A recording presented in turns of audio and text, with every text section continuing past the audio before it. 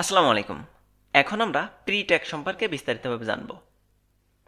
Pre নামটা শুনে আপনারা বুঝতে পারতেছেন যে পূর্বে নির্ধারিত কোনো কিছু হয়তো বা হবে। তো চলুন প্রি ট্যাগ বোঝার আগে আমরা এখানে কিছু টেক্সট অ্যাড করে নিই। আমি এখানে অ্যাড করে দিলাম, হ্যালো ওয়ার্ল্ড লিখলাম, তারপর এখানে কিছু প্লাস ব্যবহার করলাম, তার আগে অনেকগুলো স্পেস দিলাম এবং এখানে এসে লিখলাম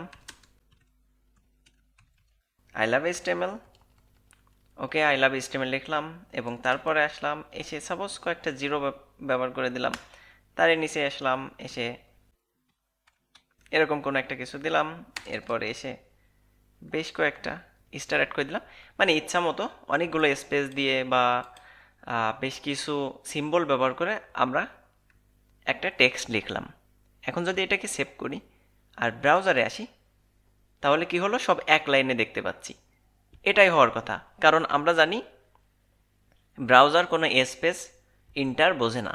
ব্রাউজারকে কোনো কিছু বোঝাতে হলে মার্কআপ ল্যাঙ্গুয়েজ বা HTML ট্যাগের মাধ্যমে বোঝাতে হয়।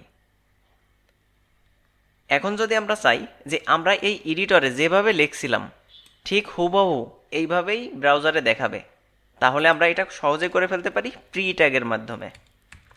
প্রথমে প্রি ট্যাগ ব্যবহার করলাম এবং শেষে এসে কী করলাম, ব্যাস প্রি ট্যাগ শেষ করে দিলাম। এখন দেখেন যদি সেভ করি, ব্রাউজারে যাই, এই যে যেভাবে লিখছিলাম দেখেন এখানে অনেকগুলো স্পেস একদম হুবহু দেখাচ্ছে।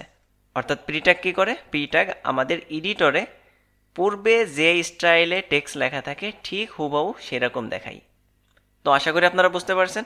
পরবর্তী ভিডিওতে আমরা দেখব আমাদের ওয়েব পেজে বা ওয়েবসাইটে কী করে ইমোজি দেখাতে হয়। আমরা বিভিন্ন সময় মেসেঞ্জার এবং অন্য অন্য সোশ্যাল মিডিয়াতে ইমোজি শেয়ার করি বা ফ্রেন্ডদের ইমোজি পাঠাই। এই ইমোজিগুলো কী করে আমাদের ওয়েবসাইটে দেখানো যায় সেই সম্পর্কে বিস্তারিতভাবে জানব। তো সেই পর্যন্ত সবাই ভালো থাকবেন। আল্লাহ হাফেজ।